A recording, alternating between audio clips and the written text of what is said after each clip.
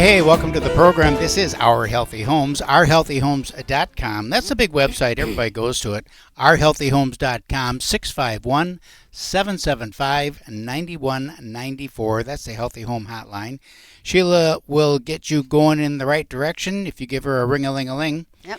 And that call is with no cost and absolutely no obligation. 651-775-9194.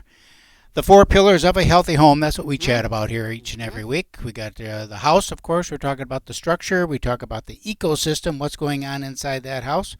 We talk about your physical body. Got to eat the right food, do some exercise, comb your hair, brush your teeth. Yeah.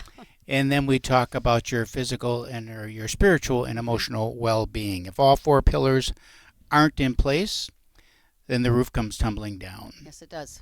Okay, so we got a nice program today. I'm all excited. Johnny Nelson's in the studio. jsaw.org, a Christian nonprofit working with kids. I'm going to talk about that in the upcoming segments, but Sheila's got a whole list of stuff that she needs to tell you about. Okay, so I've been on the Balance and Burn for, 90 days? Me too. Well, not 90. I've been on 60. No, yeah, and if that. And I'm in the genes that I could not get into. Okay, and it's a plant-based system that we've been taking, and it works on so many things, right? Your digestion, your insulin, your cholesterol, inflammation, all these things, right?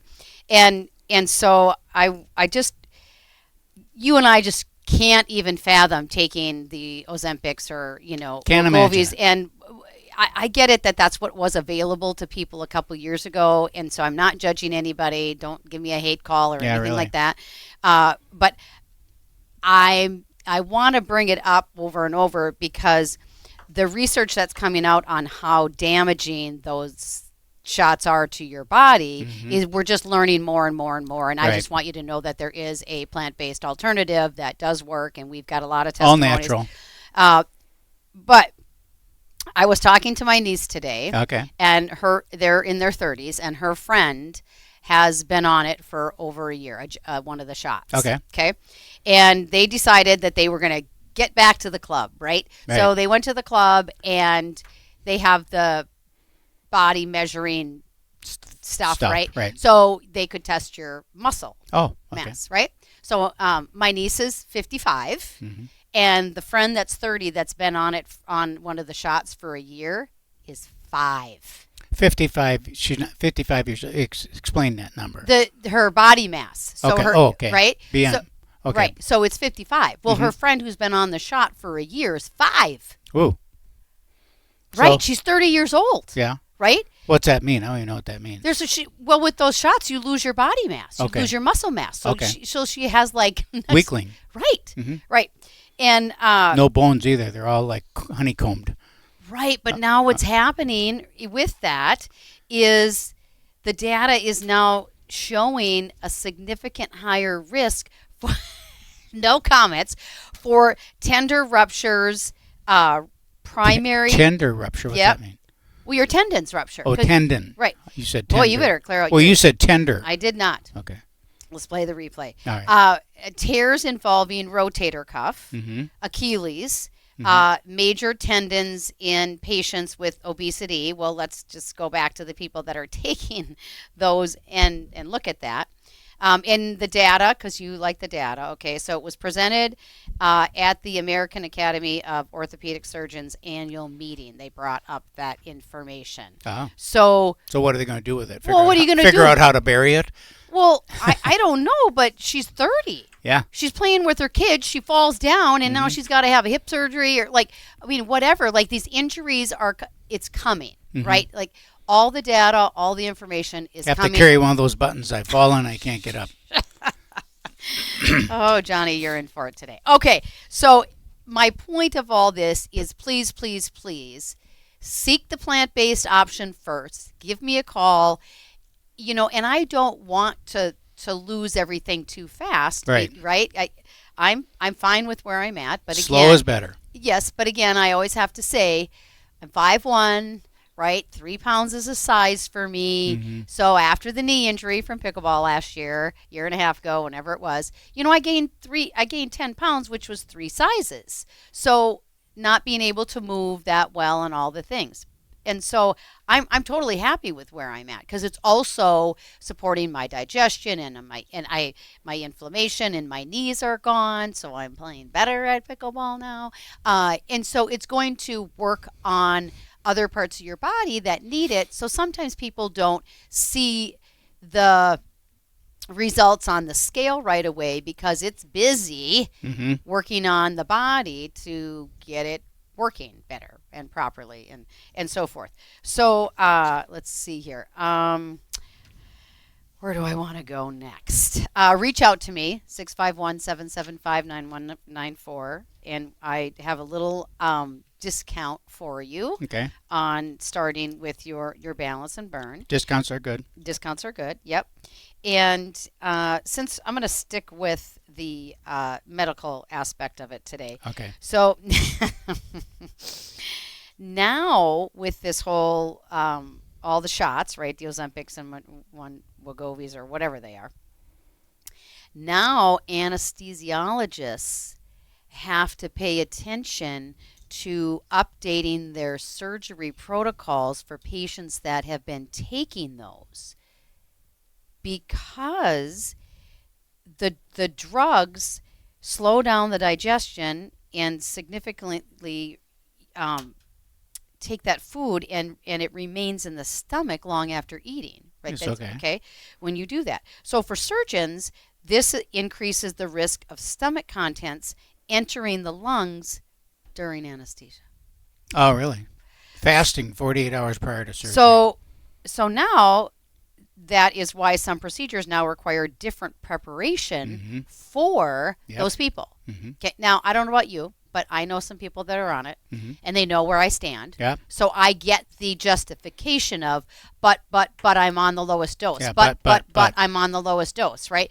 Which it's your life. Like you can do what you want, but if they're not honest to me, are you honest when you go to the doctor? Like when they have that form. I know it's been so long, but they had that form to try to find out if you're on there though. If you're depressed or whatever. Medical record. It should be. Yeah. Yes, it should be. But I just feel like there's gonna be lawsuits coming from this. Sure. And all the things coming down the pike with it. So I've got some people that I know. 2 people are losing their eyesight in one of their eyes since they started one of the injections. One has had pancreatitis twice. One now has thyroid cancer, and it was the only thing different that she did. So my plea, my prayer, my ask, my invitation to you is please try the plant-based option first. Even if you're on one of those, I do have people that have switched over. It has taken a little bit because the product that we have is supporting and working with your body. And so it's taking a little bit of time basically to support and undo what that did before you're going to see some results. But hang in there. Just hang in there. It's way worth it to do this slowly, plant-based, and not take the risk of all the other issues that are coming from the injections. Okay? All right. So I have a testimonial. Oh, good. From Sydney. I have Lyme's disease and multiple co-infections. I've been in remission for almost 2 years. I went 27 years before being diagnosed with that. She's been fighting it for decades. A little background, I was on one of the first pokes, so the injections, years ago. My doctor at the time told me it was for pre-diabetes. I had no idea what it actually was. I also tried a microdose compounded pill before I knew about Balance and Burn. Both the poke and pill made me nauseous, gave me diarrhea, inability to eat, and made me mean, in caps. I didn't really see much weight loss, so I'm beyond thrilled about the plant-based system that she's using now, which is the Balance and Burn. At the end of 2025, she had heard about the Balance and Burn, so she was excited to take it. So on January 16th, she began, and so 60 days, she has released 16.25 inches, 13 pounds, sleeping sound, and the food noise is gone, and she feels great, and her joints no longer hurt. Why wouldn't you call me and ask me about that? Right. Give a ring-a-ling-a-ling. Right. 651-775-9194. This is Our Healthy Homes, and we will be right back. Hey, welcome back. Thanks for sticking around. This is Our Healthy Homes, ourhealthyhomes.com. 651-775-9194. The 4 Pillars of a Healthy Home. Go to the website, check it out. The 4 pillars are on there. You can read all about it. Okay, I'm all excited about this, and I'll tell you why. Johnny Nelson's in the studio with Jaysaw. And I was first introduced with Jaysaw at a meeting that we had a couple weeks ago. Amplify? Pardon me? Amplify meeting? Amplify, yep. And I was excited about it. So I was sharing it with my son, Keith Jr. And he said, well, you know, Keith III, my grandson, has been there. I'm like, what? Yeah. He's been over in Edina? Yeah, he was in a warehouse someplace he didn't want to come home. I thought, wow, why didn't I know about this? So now I'm excited to explore it with you and just talk more about it. First of all, I want to know a couple things. Give us a little history about you and your coming ups and how you came about starting Jaysaw. A little bit about what is Jaysaw, where'd the name come from, and just kind of background like that, if you could. Yeah, absolutely. Well, thank you both for having me on the show today. I really appreciate it. And I grew up in a single-parent home, kind of a crazy Mm-hmm. background. My dad left before I was born, and my mom then turned to the church to get help. And I grew up in a Christian home. We were going to church every week. I learned all the verses and all that kind of stuff, but I never really understood what it meant to have a relationship with God until a little bit later in life. And it was kind of like later teen years when I really dedicated my life to Jesus. I experienced God's love in a radical way. And when I experienced that... Tell me about that. Yeah. Well, so I was struggling with a lot of depression, a lot of anger, a lot of hurt from just everything going on in my home, because my mom got remarried and relapsed into alcohol and drugs and all that kind of stuff. And so our home was kind of chaotic. Mm-hmm. And so I was depressed and angry and just wanted to get out and get away from that. Started skateboarding. That was kind of my escape to get out. And then, I got in trouble at the church that we were going to, stealing out of the candy machine at the youth group. Oh. So they were trying to raise some money for a missions project. Right. I have these long, lanky, beautiful arms, and so I could reach up in there and grab whatever candy I wanted. And so that's what I was doing. I got in trouble, had to go and apologize to the youth group, which was very scary, and because I wasn't a part of that. How old were you? So at this point, I would have been, I think, 12. Okay. And apologizing to the senior high youth group, right? Yeah, Okay. right. And so, I was very nervous, very ashamed, and they not only did they forgive me, but they also welcomed me in, and they were like, "We want you to come and be a part of our group." And that relationship, that love, that care, I was desperate for that because I wasn't experiencing that anywhere else in life. Right, at home or anywhere. Yep. Yeah, and so I was just all about that, and they continued to point me towards Christ as the source of that love, and I wanted more of that, so I started digging into the Scripture, really discovering who Jesus is and how much Jesus loves us.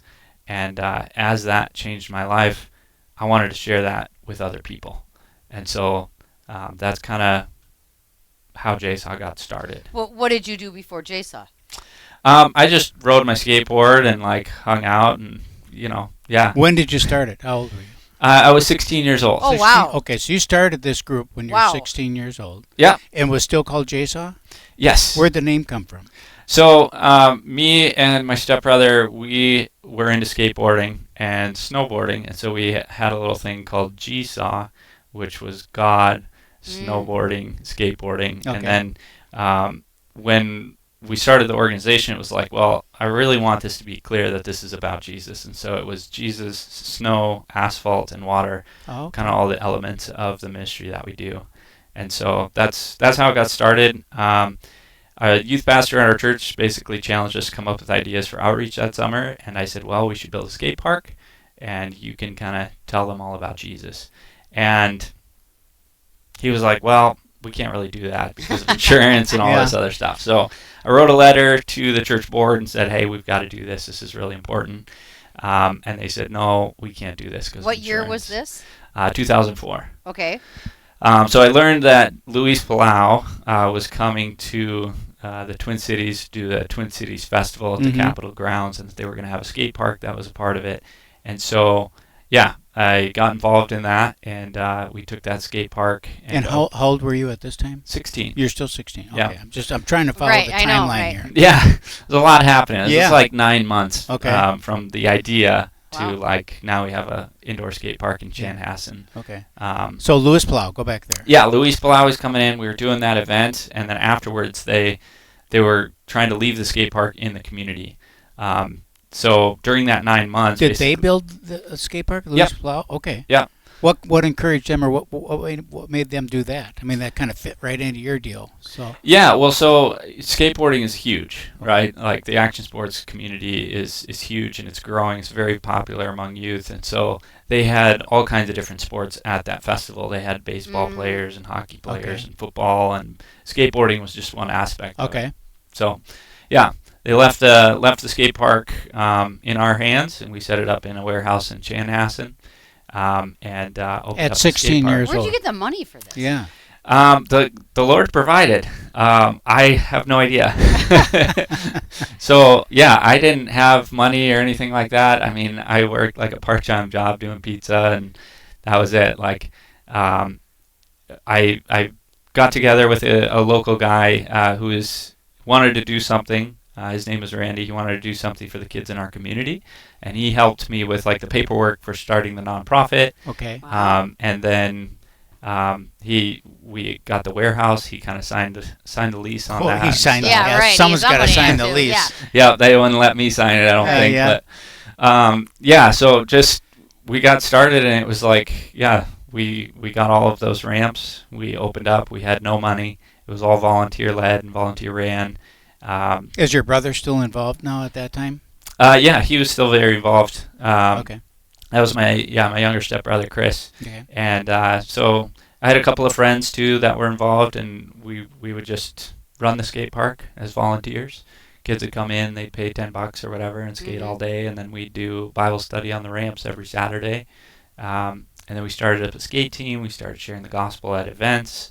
And the ministry, it just kind of grew from there. We had about 3,000 kids coming through every year that were just coming in to skate every day, and we were there doing ministry, building relationships with them. So talk about that, the building relationships, because the kids, I remember back in the day, the skateboarders were always like, stay away from them because they're the bad guys. You know, they're the ones that are on the streets, and it's a different breed of cat. And then the lily clean kids were, playing soccer. So you know what I'm saying? Yeah. So that's changed, because like snowboarding and waterboarding and skateboarding is now it's an Olympic sport. Right. I mean, it's just transitioned all the way through. How has the personality, I guess I would say, for lack of a better word, of your kids changed as you've moved through? How long have you been doing it now? It has 21 years. 21 years. Holy buckets. Over the course of the last 21 years, so much has changed. Yeah. Yeah, and I would say that stereotype, there's still a lot of that is very much true. I mean, we are the people who like to take risks, and a lot of times that risk-taking attitude or personality, when a kid he's a skateboarder and he's pushing the limits on everything, and then he breaks his arm or something like that, and he's prescribed some pain medications, that obviously, like, that same attitude goes into that, and that's where addiction sets in, and there's all kinds of problems. So I would say there is still a lot of that stereotype that is true, because of the people that enjoy these kinds of sports. But it has become a lot more mainstream, and it has become a lot more sport and athletic and all of that kind of stuff. There's kids on the honor roll that are, straight laced out of whatever nice community, suburban community that are involved in it. You've described my grandson, who is a straight A student. Yep. Right. And a hockey player, but he's a risk taker. Mm-hmm. He is a risk taker. He's a risk taker. So so if he's he's doing flips, like a couple weeks ago it snowed heavy, so he's up on Buck Hill, and you need a ride, so I went and picked him up. He'd been snowboarding all day, and so I went and picked him up to take him home. So then I just had, well, what did you do? And he said, well, I was doing backflips. And he said, no one else can do that he hangs with. No one can do the backflips. He said, well, I was doing the backflips. And I'm thinking, that sounds like a broken neck coming, And he just he wants to do it. And he's had injuries. It's not like he hasn't. He's had lots of injuries. Yeah. But he just, heals and just, keeps learns going. from it. And What's the main age, would you say, of kids that come? Yeah, so we say like 6 to 26, but any age really. I mean, we don't really discriminate by age. It's if you're involved in action sports, you can be involved with JSAW. Okay, so I want to talk about programming when you come back and how that's evolved over the 20 years too, from just an indoor park that kids used to actual camps and those kinds of things. Our Healthy Homes, ourhealthyhomes.com, jsaw.org if you want to give them some money, because it costs money to run this thing. It doesn't run itself. jsaw.org. We'll be right back. Hey, welcome back to the program. Thanks for sticking around. This is Our Healthy Homes, ourhealthyhomes.com, the 4 pillars of a healthy home. Sheila Hittner, the lovely and talented, will help you if you give her a ring-a-ling-a-ling, 651-775-9194. We're speaking with Johnny Nelson with jsaw.org. JSAW is a Christian nonprofit that works with kids. For people who are just tuning in, just give a couple minutes summary of what JSAW does. Yeah. So JSAW is an action sports ministry, and we provide small groups, mentoring, outreach events for kids who are into action sports. Things like skateboarding, snowboarding, wakeboarding, wake surfing, that kind of stuff. Action sports. I love the name. I mean, I like that. Yeah. It's so much better than skateboarding, because it's just... There's more to it than there's more to it than that, and it draws people in. Mm-hmm. So you started this thing, it's like 20 years ago.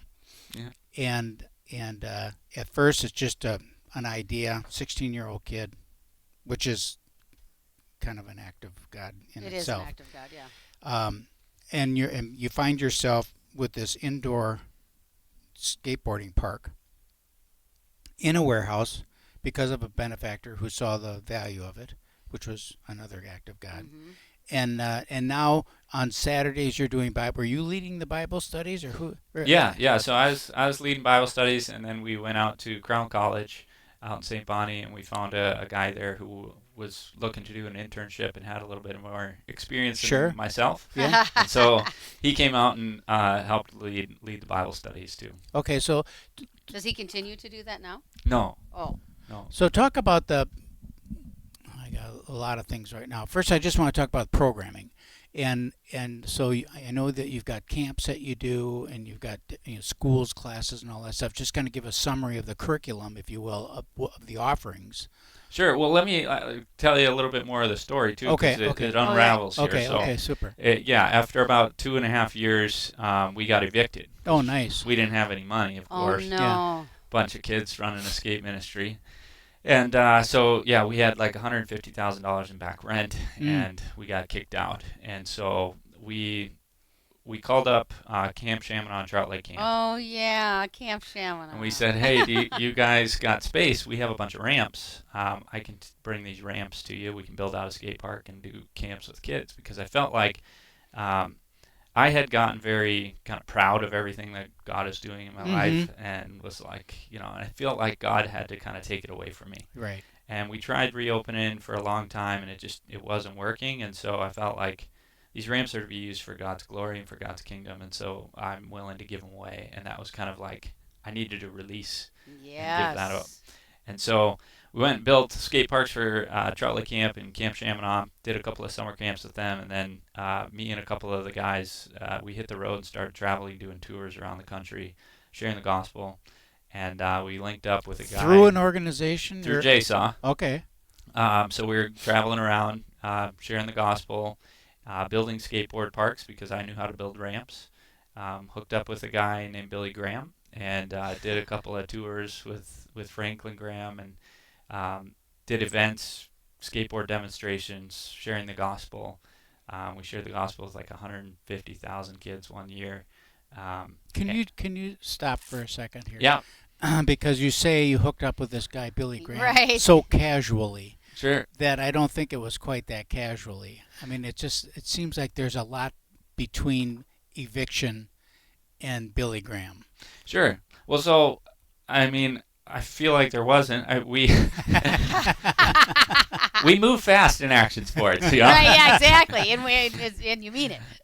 Yeah. So basically, once we had gotten rid of the ramps, built those out for Camp Chaminade on Trout Lake, we started touring, and I was looking to kind of fill up the summer, and so I called up some event planner people. What were you doing for money? Raising money, just kind of making it work. You know, it was slim days those times we'd. Of course, at that time you're what, 18, 19 years old. Yeah, you don't so need we much. Don't need much. Yeah. But no, I called up the Billy Graham Association and said, hey, we do skateboard events. Could we partner with you? And they said, let's meet. And we met, and they said, yep, here's the tour dates. Okay, you know what I always say? You don't ask, you know the answer. Right. Right? Yeah. And people you have to ask. Yeah. Yeah. It's important to ask. I feel like a lot of the story is just ask. Getting the skate park. So ask. So they give you the dates. Yep. All right. So now, but you got to build ramps. Well, we had the ramps. So okay. we had a demo kit that we could travel with. We had a van. It was kind of a beater, and then we had like 4 of us guys, and we knew some pro riders too. And what are the ramps, and what are they like? I mean, they're just basically a wood U or what? Yeah, like a quarter pipe, and then a bump to bump, and a box and a rail. Real simple. Okay. So we'd show up, we'd set that up, we'd do a skateboard demonstration for like 20 minutes, and then we'd share a testimony and share the gospel. Mm-hmm. And lots of people would raise their hands and get saved, and then we would try to always connect them back to a local skate ministry. And that's where... Are there local skate ministries around the country that you can connect them back to? Yes. All right. Yeah. So this was a very hot thing within the Christian community at this time. Like, there were a lot of churches that wanted skate parks as a way to attract the youth. Mm-hmm. And so I was able to help build a lot of those parks as we traveled around the country. Okay. And then that's when I got invited to go do a trip internationally. So, again, I was about 18, 19, and was invited to go to Panama. Mm-hmm. Or no, first it was Guatemala. Sorry. Okay. On a missions trip to a missions base to build a skate park, and then to do an event and share the gospel. So we went, and we built a skate park in like 4 days. And what does that entail when you say skate park? I'm envisioning this great big thing with a bunch of... Yeah, so it was like a gymnasium. All right. About that size. Okay. And we had a whole bunch of like rough sawn lumber because Guatemala, they don't got no Home Depot. Right. And so, just a bunch of volunteers. I kind of had plans. We built the skate park, a bunch of different ramps and rails and things, welding stuff together. We worked like 16-hour days, and it was a lot. And then we did an event, and hundreds of kids showed up from the communities. We shared the gospel. A bunch of kids got saved. And then we kind of left that ministry in the hands of the local people to run it. Okay. So now they have a skate park under a roof. Kids are coming in, they're skating, and they'll be able to minister to them. The next year, went to Panama, did the same thing, then to Ethiopia, then Egypt, India, Dubai. Just started going all over the world building skate parks. And who's paying? And it's all done through... I mean, who's paying for all this? I mean, that's a lot. Yeah, it's just fundraising. Just asking people to give and to support, and people that believed in it said yes. And we were on a shoestring budget all the time. Right. Of course. Yeah. So, yeah. So you've traveled all over the world. Yep. You ever think of going pro yourself? No. I mean, I can skateboard. I've been a pretty good skateboarder. But I always just kind of was like, ministry was my focus, not competing and getting my name out. So then how did you get back to here to open up the place in Chaska? Yeah, so while we were not traveling, when we were not on the road, which we were traveling like 120 days a year, so it was a lot on the road. Mm-hmm. But when we're not on the road, it was like, hey, let's keep Bible study going at the local skate parks. So we went to the local Chan skate park. We'd bring pizza out, and we'd have 40, 50 kids show up, and we'd skate and do Bible study at the skate park. During the winter, we found a little place downtown at a ministry called Urban Ventures. They had a mini ramp that one of our guys discovered, and we said, hey, could we store a demo kit here in the winter? And they said, yes, as long as you're working with inner city kids. So we started doing ministry there. So we'd have inner city kids come in, we'd skate, we'd do Bible study. We eventually turned it into a skate church on Saturdays. And we just kept building more and more ramps. And eventually Urban Ventures kind of gently gave us the boot and said, hey, we need our space back. Mm-hmm. And so then we opened up a place called Help Board Shop in Edina, and that would have been in 2013. And that's kind of that's our home base now. That's where all of our local programs are based out of. So so now you've got a home base. Yeah. A permanent home. Are you still traveling the globe now and doing events around and partnering with other ministries, or how does that look? Yeah, so I partnered up with a bunch of different organizations. We did a lot of like leadership development training and things like that. We built up a network of action sports ministries around the world. It's about 65 organizations in 46 countries now. It's called ACTS. I led that for 10 years, and then my term ended on the board, and so I stepped back from that. I'm still very involved kind of on the background, but it's been an incredible thing for training up leaders. So leaders from all of these different grassroots action sports ministries around the world come together, they share together, they learn together, and then they're able to take what they learn back into their community to make riders into disciples. So it's pretty incredible to be able to see that. Right now, I'm more focused on trying to develop funding for all of those ministries. So I do get to travel still. We do mission trips every year. I don't really build as many skate parks, but we provide grants and funding for these grassroots ministries.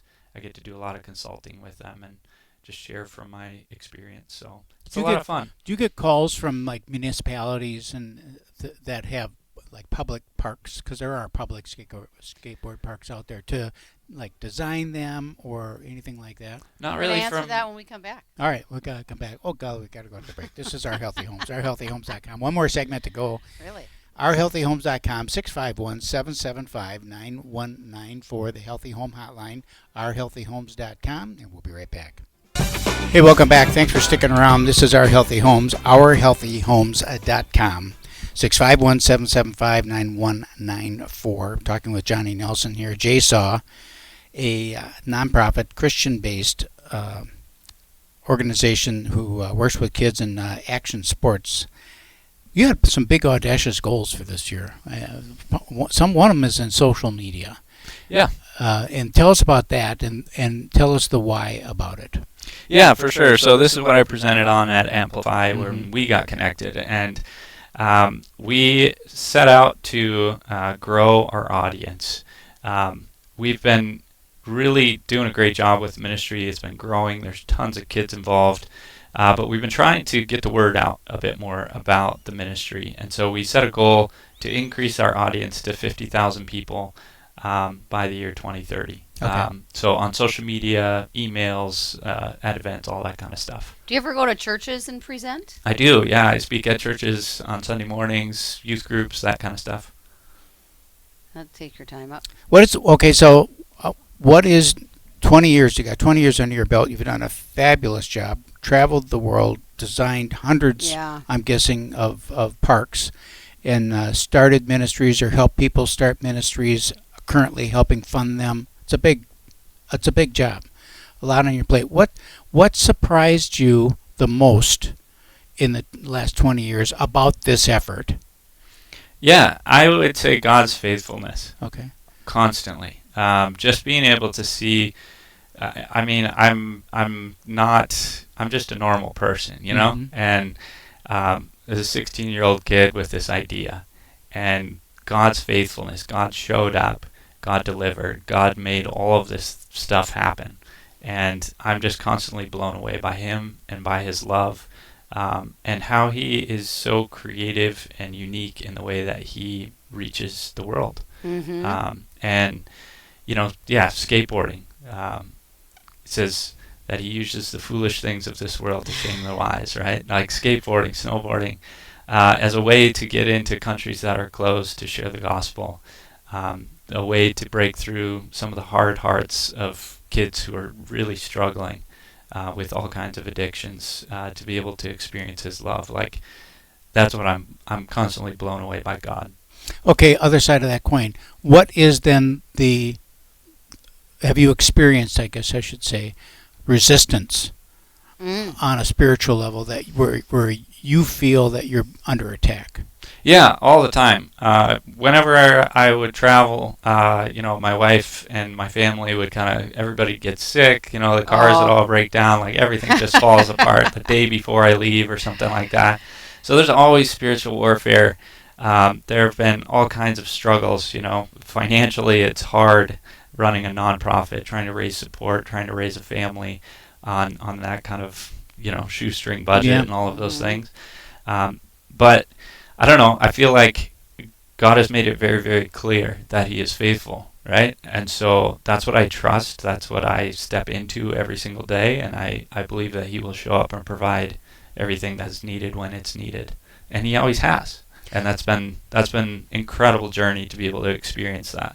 So when you were looking for supporters, I'm going to diverge a little bit from what I want to ask, but when you're looking for supporters, jsaw.org, people can go on there and they can contribute, that stuff. Yep. Who are you really looking for, though? I mean, who's your avatar? Who is the person that says that will be more than just here's $100, and they feel good about themselves, and you never hear from them again? What are you looking for in terms of support?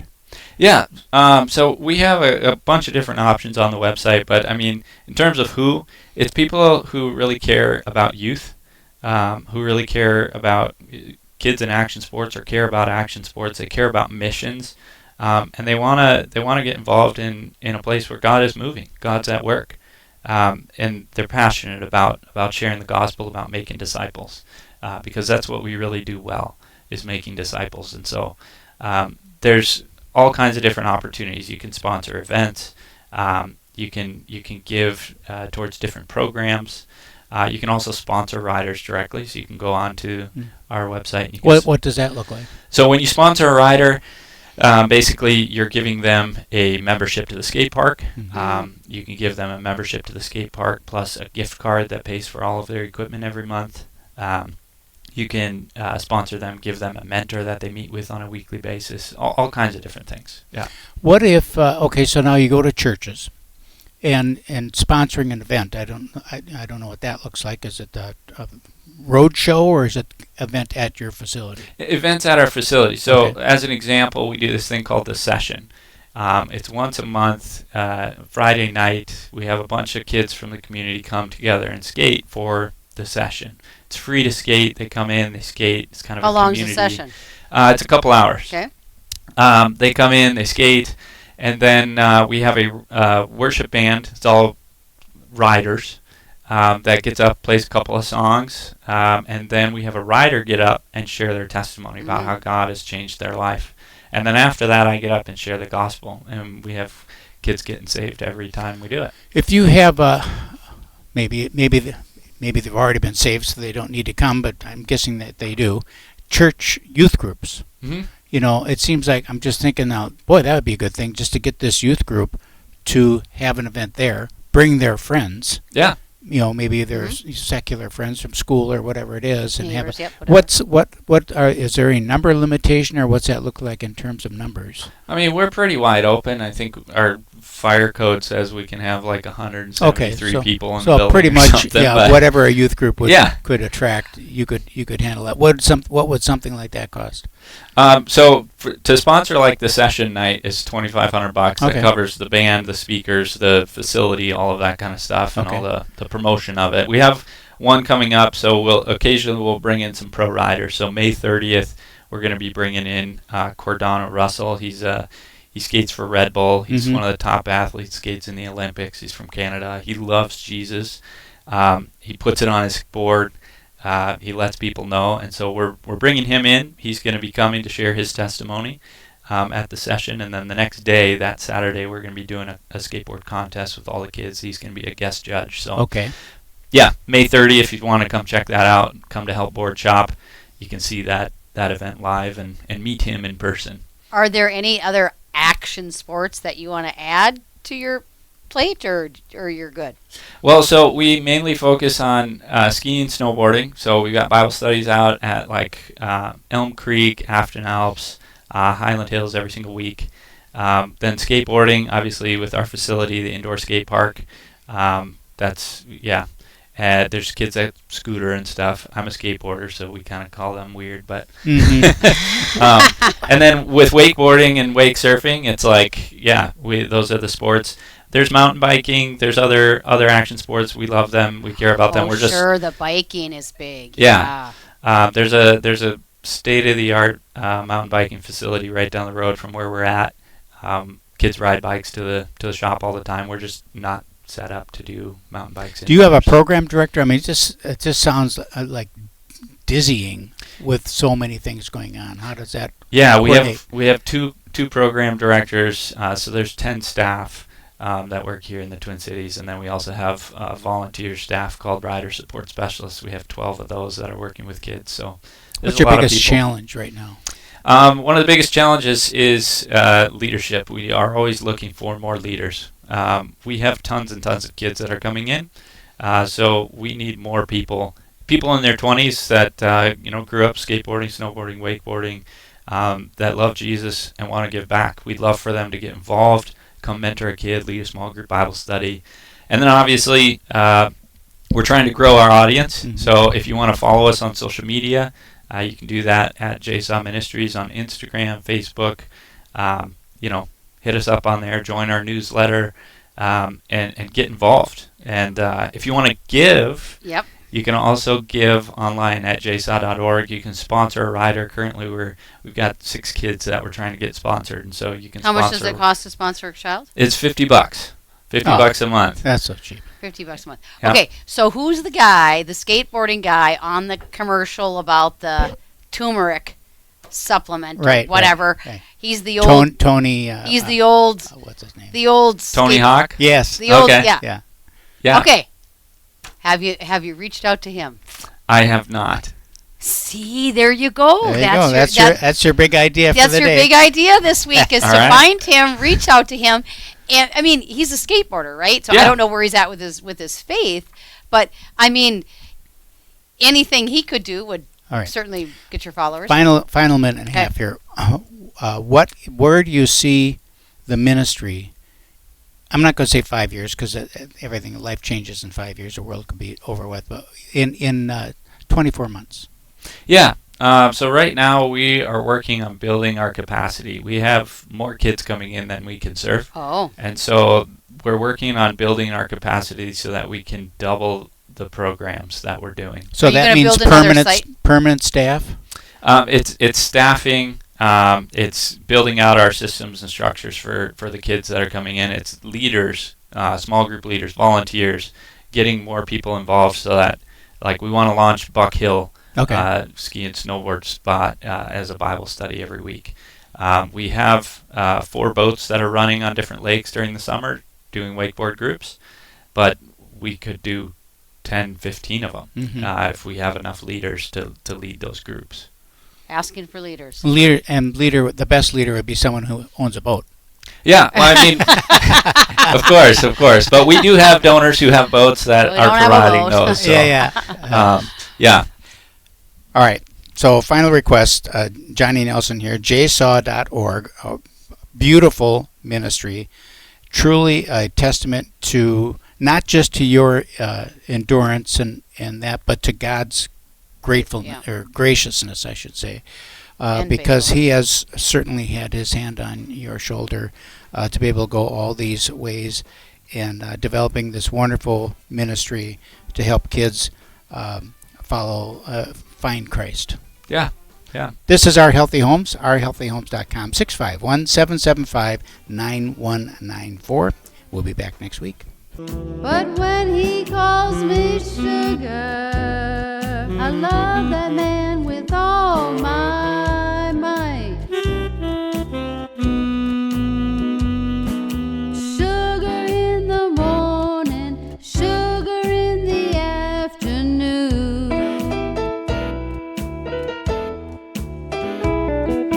Sugar after dinner, sugar in every room. He says I'm sweet as I can be. When he calls me that name, it does things to me. I tell him, honey, you can call me